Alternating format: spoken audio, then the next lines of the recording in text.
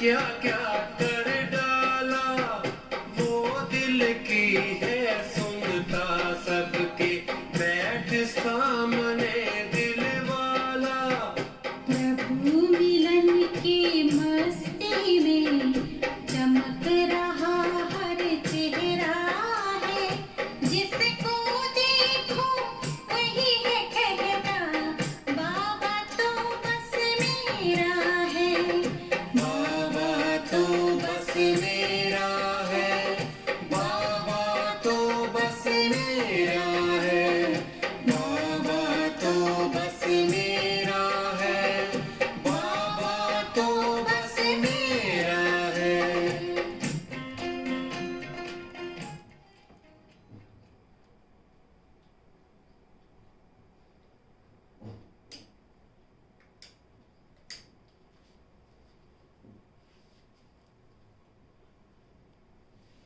ओम शांति।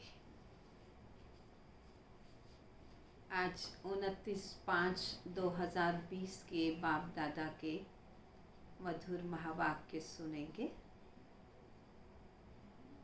बाबा बच्चों को ये कह रहे हैं कि बच्चों को अपनी स्व उन्नति का ख्याल करना चाहिए। स्व उन्नति होगी जब सर्विस में बिजी रहेंगे। एक स्व उन्नति का आधार याद है और दूसरा सेवा है। सर्विस में बच्चों को बिजी रहना चाहिए, सेवा का शौक होना चाहिए। सिर्फ पूरा ही दिन खाया पिया और सोया या साधारण अपने ही नियमित कर्मों में ही समय व्यतीत हो गया तो उससे हमारा पद भ्रष्ट हो जाएगा। इसीलिए ध्यान रखना है सेवा का। बाबा दूसरी बात ये भी बच्चों को आज समझा रहे हैं कि बच्चों को बाबा का और बाबा की पढ़ाई का बहुत बहुत रिगार्ड होना चाहिए। बाबा के प्रति रिगार्ड है तो बाबा के आज्ञाकारी बनकर रहेंगे। बाबा से सच्चे साफ वफादार बनकर के रहेंगे।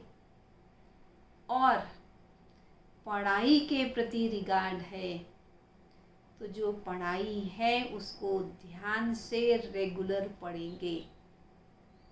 पढ़ाई को कभी भी मिस नहीं करेंगे। पढ़ाई के हर सब्जेक्ट पर ध्यान देंगे और हर सब्जेक्ट में पास होकर के दिखाएंगे। ये है रिगार्ड पढ़ाई का। फिर कई बच्चे बाबा से कभी कभी ये कहते हैं कि बाबा हम अपनी सच्चाई आपको बताते हैं, आप हमें क्षमा करना। हमसे भूल हो गई, हमसे गलती हो गई, बाबा में क्षमा कर दो। पर बाबा ने आज कहा जिस बच्चे ने जो कर्म कर लिया, भले बाबा को भी बता देते हैं, परंतु फिर भी जो कर्म कर लिया उसका दंड भी फिक्स हो गया। क्योंकि यहाँ बाप के साथ धर्मराज भी है। कर्मों का दंड या शरीर के रोग जिसको कर्म भोग कहते हैं, उस कर्म भोगना से भी भोगना पड़ता है। संबंधियों के द्वारा जो दुख प्राप्त होता है उससे भी भोगना पड़ता है। और फिर जब अगले जन्म में गर्भ में आत्मा जाती है तो गर्भ जेल की सजा द्वारा भी उन कर्मों का फल भोगना पड़ता है। इसलिए कर्म का फल तो मिलता ही है, बाकी क्षमा कुछ नहीं होता। लेकिन बाबा को बता देने से हम हल्के ज़रूर हो जाते हैं। हमारी कंट्रोलिंग पावर भी बढ़ जाती है। आगे के लिए वो गलती दोबारा नहीं होती। इसलिए बाबा को सच्चाई से बताना वो बहुत आवश्यक है। तो सुनेंगे बाबा के महावाक्यों को। मीठे बच्चे, तुम्हें नशा रहना चाहिए कि जिस शिव की सभी पूजा करते हैं वह अभी हमारा बाप बना है। जो भगवान है सारी दुनिया का, वो हमारा बाप बना है। हम उनके सम्मुख बैठे हैं। प्रश्न है, मनुष्य भगवान से क्षमा क्यों मांगते हैं? क्या उन्हें क्षमा मिलती है? मनुष्य समझते हैं कि हमने जो पाप कर्म किए हैं उसकी सजा भगवान धर्मराज से दिलाएंगे, इसलिए क्षमा मांगते हैं। लेकिन उन्हें अपने कर्मों की सजा कर्म भोग के रूप में भोगनी ही पड़ती है। भगवान उन्हें कोई क्षमा नहीं करता, भगवान उन्हें कोई दवाई नहीं देता। गर्भ जेल में भी सजाएं भोगनी हैं। साक्षात्कार होता है कि तुमने ये किया, ईश्वरीय डायरेक्शन पर नहीं चले हो, इसलिए ये सजा है, ऐसा भी दिखाई देगा। गीत है, तूने रात गवाई सोए के, दिवस गवाया खाए के। हीरे जैसा जन्म अमोलक, कौड़ी बदले जाए रे। ओम शांति। ये किसने कहा तूने रात गवाई सोए के? रूहानी बाप ने कहा। वह है ऊंच से ऊंच, सभी मनुष्यों से भी ऊंच, सभी आत्माओं से भी ऊंच। सब में आत्मा ही है ना। शरीर तो पार्ट बजाने के लिए मिला है। अभी तुम देखते हो सन्यासियों आदि के शरीर का भी कितना मान होता है। अपने गुरुओं आदि की कितनी महिमा करते हैं लोग। ये बेहद का बाप तो गुप्त है।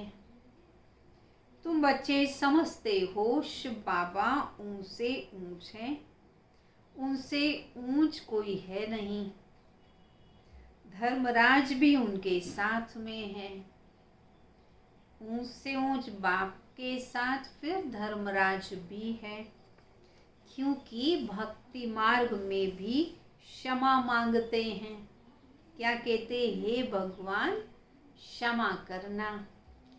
अब भगवान क्या करेंगे? या गवर्नमेंट तो जेल में डाल देगी। गलत काम किया, अनलॉफुल किया तो जेल में डाल देगी। वह धर्मराज गर्भ जेल में दंड देते हैं। भोगना भी भोगनी पड़ती है शरीर के द्वारा, जिसको कर्म भोग कहते हैं। अभी तुम जानते हो कर्म भोग कौन भोगते हैं, क्या होता है कर्म भोगना। कहते हैं हे प्रभु क्षमा करो, दुख हरो, सुख दो। अब भगवान कोई दवाई करते हैं क्या? क्षमा करते हैं क्या? वह तो कुछ कर ना सके। तब भगवान को क्यों कहते हैं? क्योंकि भगवान के साथ फिर धर्मराज भी है। बुरा काम करने से जरूर भोगना पड़ता है। गर्भ जेल में सजा भी मिलती है। साक्षात्कार सब होते हैं, बिगर साक्षात्कार सजा नहीं मिलती। पहले बाबा ये दिखाएंगे तुमने इस समय इस व्यक्ति के संग में ये गलत काम किया, इसलिए तुम्हारी ये सजा। तो पहले साक्षात्कार कराएंगे और फिर सज़ा मिलेगी। गर्भ जेल में तो कोई दवाई आदि नहीं है, वह सज़ा भोगनी पड़ती है। जैसे इस कलयुगी दुनिया का भी यही सिस्टम है कि अगर कोई व्यक्ति गलती करता है तो उसका दंड, उसका फाइन उसके घर में ही पहुंच जाता है।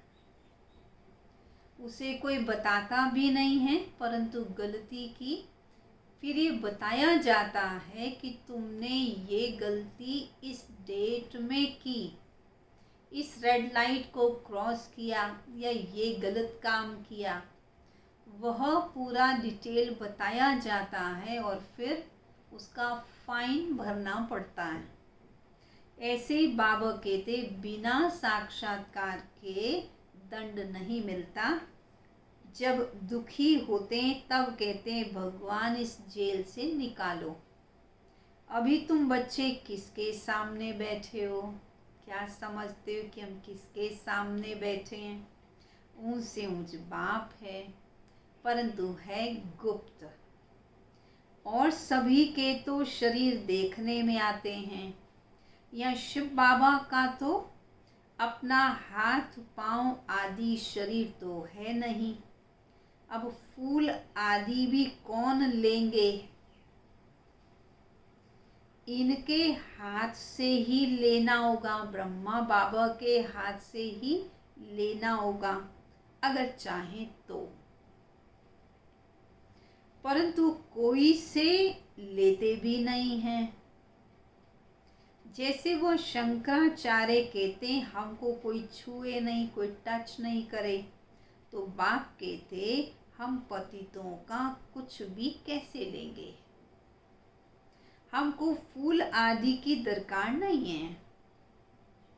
भक्ति मार्ग में सोमनाथ मंदिर भी बनता है, फूल आदि चढ़ाते हैं, परंतु मुझे तो शरीर है ही नहीं। आत्मा को कोई छुएगा कैसे?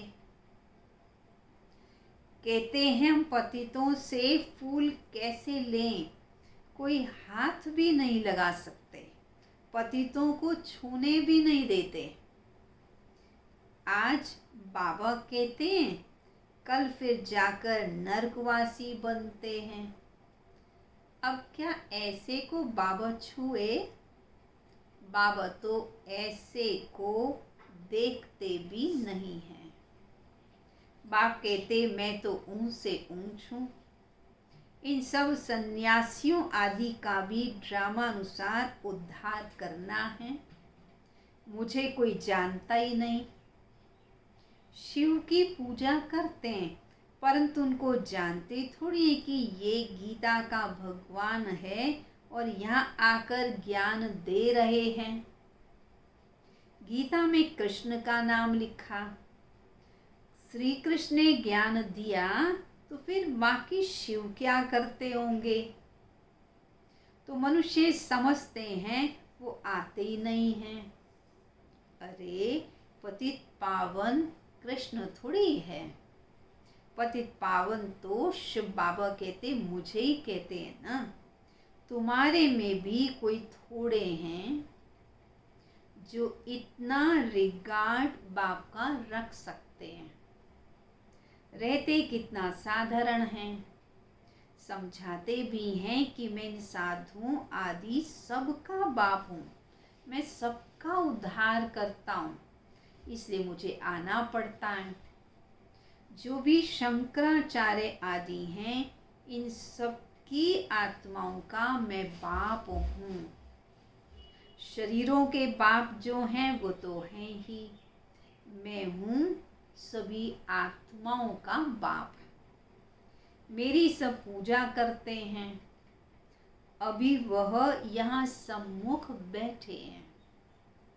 इतने जन्मों से शिव बाबा की पूजा करते आए। कितने जन्मों से? 63 जन्मों से। और अब वो शिव बाबा जिनकी हम पूजा कर रहे थे वो हमारे सम्मुख बैठे हैं, वो हमको पढ़ा रहे हैं, समझा रहे हैं। परंतु सभी समझते थोड़ी हैं कि हम किसके सामने बैठे हैं। भले ज्ञान भी सुनते हैं, परंतु ये निश्चय और नशा कि हम भगवान के सामने बैठे हैं, ये सबको नहीं रहता है। आत्माएं जन्म जन्मांतर से देहाभिमान की आदती हो गई हैं, इसलिए बाप को याद ही नहीं कर सकते। देहाभिमान वाले तो निराकार बाप को याद ही नहीं कर सकते। देह को ही देखते रहते हैं। देही अभिमानी हों तो उस बाप को याद करें और बाप की श्रीमत पर भी चलें। बाप कहते हैं, मुझे जानने के लिए सब पुरुषार्थी हैं। अंत में पूरे देही अभिमानी बनने वाले ही पास होंगे। कौन पास हो सकेगा? जो पूरे देही अभिमानी होंगे। बाकी सब में थोड़ा थोड़ा जरा जरा भी देह अभिमान रहेगा। बाप तो है गुप्त, उनको कुछ भी दे नहीं सकते। बच्चियां शिव बाबा के मंदिर में भी जाकर ज्ञान समझा सकती हैं। कुमारियों ने ही शिव बाबा का परिचय दिया है तो कुमार कुमारियां दोनों ही। कुमारों ने भी परिचय दिया होगा। माताओं को खास बाबा उठाते हैं क्योंकि उन्होंने पुरुषों से जास्ती सर्विस की है। तो बच्चों को क्या होना चाहिए? सर्विस का बहुत बहुत शौक होना चाहिए। जैसे उस पढ़ाई का भी शौक होता है ना, वह तो है जिस्मानी पढ़ाई और यह है रूहानी पढ़ाई। जिस्मानी पढ़ाई पढ़ेंगे या जिस्मानी ड्रिल आदि सीखेंगे, मिलेगा कुछ भी नहीं। समझो अभी किसी को बच्चा जन्मता है, बड़े धूमधाम से उसकी छठी जन्मदिन आदि मनाते हैं, परंतु वो पाएंगे क्या और कितना? इतना तो समय ही नहीं है कि वो बड़े हों और कुछ पा सकें। इतना वक्त ही कहाँ है और शरीर का तो भरोसा भी नहीं है। यहाँ से भी जाकर जन्म लेते हैं। कई बाबा के बच्चे ज्ञान लेकर फिर ज्ञान लेते लेते शरीर छोड़ देते हैं, फिर जन्म लेते हैं। पर फिर क्या ज्ञान ले पाएंगे? बाबा से पूरा वर्षा ले पाएंगे? उतना वक्त ही कहाँ है। समझेंगे तो कुछ नहीं। हाँ, यहाँ का बिछड़ा हुआ होगा तो जो सीख कर गया होगा उसी अनुसार छोटेपन में शिव बाबा को याद करता होगा। यह तो मंत्र है ना, जो यहाँ सीख लिया वो संस्कार साथ में ज़रूर लेके जाएंगे। छोटे बच्चों को सिखलाएंगे। वह बिंदु आदि तो कुछ समझेंगे नहीं। छोटे बच्चे तो बिंदु आदि समझेंगे नहीं, सिर्फ शिव बाबा कहते रहेंगे। शिव बाबा को याद करो तो स्वर्ग का वर्षा पाएंगे। ऐसे उनको समझाएंगे तो वो भी स्वर्ग में आ जाएंगे। छोटे बच्चों को भी ये समझाएंगे कि तुम शिव बाबा बोलो तो तुम स्वर्ग में आ जाओगे। इतना तो उनको भी समझाओ। शिव बाबा को याद करो, परंतु ऊंच पद वे छोटे बच्चे पा नहीं सकेंगे। पुरुषार्थ नहीं करेंगे, केवल शिव बाबा कहेंगे तो ऊंच पद तो नहीं पा सकेंगे। ऐसे बहुत बच्चे आते हैं, शिव बाबा कहते रहते हैं, पर अंत मति सो गति हो जाएगी। ये राजधानी स्थापन हो रही है। अब मनुष्य शिव की पूजा करते हैं, परंतु जानते थोड़ी हैं। जैसे छोटा बच्चा शिव शिव कहते हैं, समझते कुछ नहीं। यहाँ भी पूजा करते हैं, परंतु शिव बाबा की पहचान तो कुछ भी है नहीं। तो उनको बतलाना चाहिए कि तुम जिसकी पूजा करते हो वही ज्ञान का सागर, वही गीता का भगवान है और वो हमको पढ़ा रहे हैं। इस दुनिया में और कोई मनुष्य नहीं जो कह सके कि शिव बाबा हमको राजयोग पढ़ा रहे हैं। ये सिर्फ तुम जानते हो, तुम भी भूल जाते हो। भगवानोवाच्य, मैं तुमको राजयोग सिखाता हूँ। किसने कहा भगवानोवाच्य का महाशत्रु है, इस पर जीत पहनो? किसने कहा? एक शिव बाबा ने कहा, पुरानी दुनिया का संन्यास करो। तुम हठ योगी, हद के सन्यासी हो। वह है शंकराचार्य और यहाँ है शिवाचार्य। वह हमको सिखलाते हैं। कृष्ण आचार्य तो नहीं कह सकते हैं, वह तो छोटा बच्चा है। सतयुग में ज्ञान की दरकार ही नहीं रहती, तो आचार्य की भी दरकार नहीं होती। जहाँ जहाँ शिव के मंदिर हैं, वहाँ तुम बच्चे बहुत अच्छी सर्विस, सेवा कर सकते हो। शिव के मंदिरों में जाओ, माताओं का जाना अच्छा है। कन्याएं जाएं तो उससे अच्छा है। अभी तुमको बाबा से राज्य भाग्य लेना है। बाप हमको पढ़ाते हैं, फिर हम महाराजा महारानी बनेंगे। ऊंच से ऊंच बाप ही है। ऐसी शिक्षा कोई मनुष्य दे ना सके। ये तो है ही कलयुग। सतयुग में था लक्ष्मी नारायण का राज्य। ये राजा रानी कैसे बने थे? लक्ष्मी नारायण कैसे राजा रानी बने? किसने इनको राजयोग सिखाया जो सतयुग के मालिक बने? जिसकी तुम पूजा करते हो वह हमको पढ़ाकर सतयुग का मालिक बनाते हैं। वो निराकार परमपिता परमात्मा हमको राजयोग सिखा रहे हैं। ब्रह्मा द्वारा स्थापना, विष्णु द्वारा पालना, शंकर द्वारा विनाश। पतित प्रवृत्ति मार्ग वाले ही पावन प्रवृत्ति मार्ग में जाते हैं। कहते भी बाबा हम पतितों को पावन बनाओ, पावन बनाकर ये देवता बनाओ। तो यह परिवार में रहकर पढ़ाई पढ़नी, इसको कहते हैं प्रवृत्ति मार्ग। निवृत्ति मार्ग वालों का गुरु बनना ही नहीं है। जो पवित्र बनते हैं उनके गुरु बन सकते हैं। ऐसे बहुत कंपेनियन भी होते हैं, साथी अपना बना लेते हैं। तो बाबा कहते विकार के लिए नहीं शादी करते, तो तुम बच्चे ऐसी ऐसी सर्विस कर सकते हो, पर अंदर में सेवा का शौक होना चाहिए। कौन सेवा कर सकते हैं? जो पवित्र हों। भले एक साथ रहते हैं, कंपेनियनशिप है, परंतु पवित्र रहकर दिखाएं तो बाबा की सेवा भी बहुत अच्छी कर सकते हैं।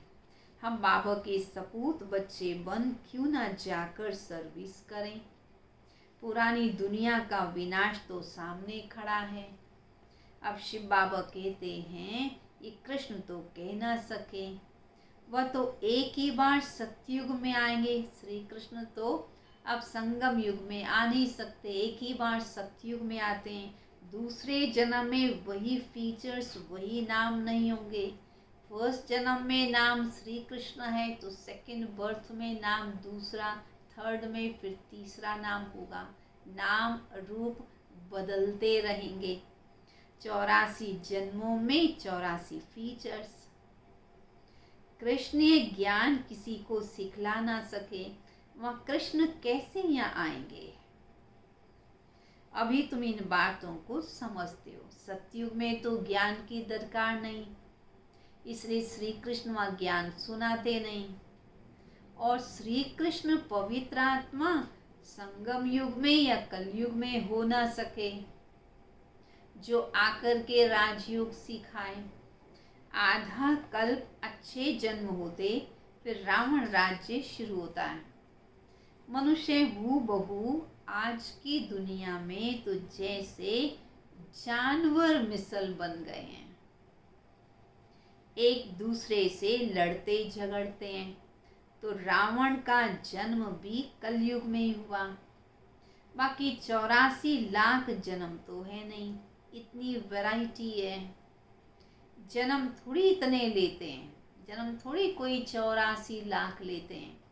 बाकी हाँ, मनुष्यों की, कीट कीटाणु, जीव जीवाणु, जानवर, पक्षी, पेड़ पौधे, सबको मिला के 84 लाख योनियां तो हैं। परंतु मनुष्य आत्मा 84 लाख योनियां धारण नहीं करती। तो बाप बैठ समझाते हैं, वह है ऊंच से ऊंच भगवान, वो पढ़ाते हैं। नेक्स्ट में फिर ये ब्रह्मा भी है, ये भी पढ़ाते हैं। नहीं पढ़ेंगे तो किसी के पास जाकर दास दासी बनेंगे। क्या शिव बाबा के पास दास दासी बनेंगे? बाप तो समझाते, पढ़ते नहीं हो तो जाकर सतयुग में दास दासी बनोगे। जो कुछ भी सर्विस नहीं करते, सारे दिन में जो कुछ भी सेवा नहीं करते, खाया पिया और सोया, वो क्या बनेंगे? बुद्धि में आता तो है ना, क्या बनेंगे?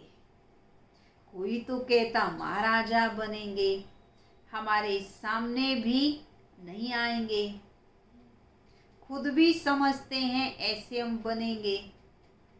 कोई तो कहते हम इतना अच्छा पुरुषार्थ करते हैं कि महाराजा बनेंगे, और कोई तो कहते भाई हमारा तो इतना ऊंच पद हो ही नहीं सकता, वो बाबा के सामने ही नहीं आना चाहते, संकोच होता है उनको। खुद ही लगता है कि हम दास दासी जाकर बनेंगे, भले कहेंगे नहीं, लेकिन अंदर में तो लगता है कि हम कोई सेवा नहीं करते तो जरूर हमारा पद कम हो जाएगा। बाबा कहते परंतु फिर भी शर्म कहाँ है? हम अपनी उन्नति कर कुछ तो पाले, समझते ही नहीं। तब बाबा कहते ऐसे मत समझो कि ये ब्रह्मा कहते हैं, हमेशा समझो शिव बाबा ही कहते हैं। शिव बाबा का तो रिगार्ड रखना है ना, उनके साथ फिर धर्मराज भी है, नहीं तो धर्मराज के डंडे भी बहुत खाएंगे। कुमारियों को तो बहुत होशियार होना चाहिए, ऐसे थोड़ी यहाँ सुना और बाहर गए और खलास। भक्ति मार्ग की कितनी सामग्री है। अब बाप कहते बच्चे विष छोड़ो और स्वर्गवासी बनो, ऐसे ऐसे स्लोगन बनाओ, बहादुर शेरनियां बनो। बेहद का बाप मिला है, फिर और किस चीज़ की परवाह है? गवर्नमेंट धर्म कोई नहीं मानती, तो वो फिर मनुष्य से देवता बनने कैसे आएंगे? जब धर्म को मानते ही नहीं, फिर वो कैसे सेवा केंद्र पर ज्ञान सुनने आ सकते हैं? वो कहते हैं हम कोई भी धर्म को नहीं मानते, सबको हम एक ही समझते हैं। अरे जब सबको एक ही समझते हो, फिर लड़ते झगड़ते क्यों हो? झूठ तो झूठ, सच की रत्ती भी नहीं है। पहले पहले तो ईश्वर को सर्वव्यापी कह दिया, ये इतना बड़ा झूठ कह दिया। क्रिश्चियंस का अपना धर्म चला था, वह अपने को बदलते नहीं हैं। ये एक ही धर्म है, देवी देवता धर्म वाले ही, जो अपने धर्म को बदल अपने आप को हिंदू कहलाते हैं। फिर नाम कैसे कैसे रखते हैं, श्री श्री जगत गुरु कहलाते हैं। अभी श्री अर्थात श्रेष्ठ, श्रेष्ठ हैं कहाँ। श्रीमत भी किसी की नहीं है, ये तो उनकी आयरन एजेड मत है, उनको श्रीमत कैसे कह सकते हैं। अभी तुम कुमारियाँ खड़ी हो जाओ, सेवा के लिए तैयार हो जाओ, तो कोई को भी तुम समझा सकती हो। परंतु योग युक्त अच्छी होशियार बच्चियाँ चाहिए, योग युक्त भी हों, होशियार भी हों, सच्ची भी हों, पक्की भी हों, डगमग होने वाली ना हों, तब किसी का कल्याण कर सके। अच्छा, मीठे मीठे सिकिलदे बच्चों प्रति माता पिता बाप दादा का याद प्यार और गुड मॉर्निंग। रूहानी बाप की रूहानी बच्चों को नमस्ते। रूहानी बच्चों की रूहानी बाप दादा को नमस्ते नमस्ते नमस्ते। धारणा के लिए मुख्य सार। अपनी उन्नति करने के लिए क्या करना है? बाप की सर्विस पर तत्पर रहना है। सिर्फ खाना पीना सोना ये तो पद गंवाना है। दूसरा, बाप का और पढ़ाई का रिगार्ड रखना है।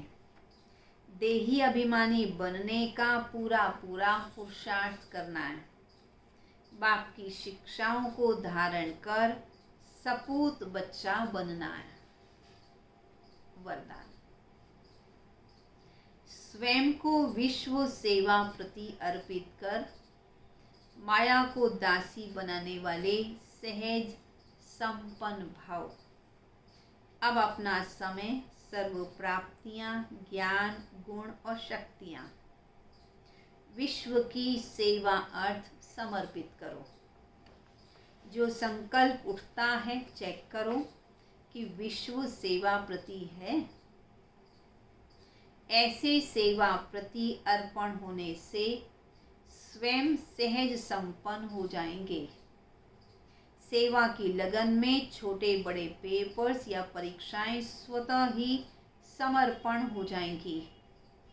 फिर माया से घबराएंगे नहीं, सदा विजयी बनने की खुशी में नाचते रहेंगे। माया को अपनी दासी अनुभव करेंगे। स्वयं सेवा में सरेंडर होंगे तो माया स्वतः ही सरेंडर हो जाएगी। स्लोगन। अंतर्मुखता से मुख को बंद कर दो। एक चुप 100 सुख। अंतर्मुखी सदा सुखी, तो क्रोध समाप्त हो जाएगा। अंतर्मुखता से मुख को बंद कर दो तो क्रोध समाप्त हो जाएगा। अच्छा, ओम शांति। चलेंगे सभी बाबा की मीठी यादों में।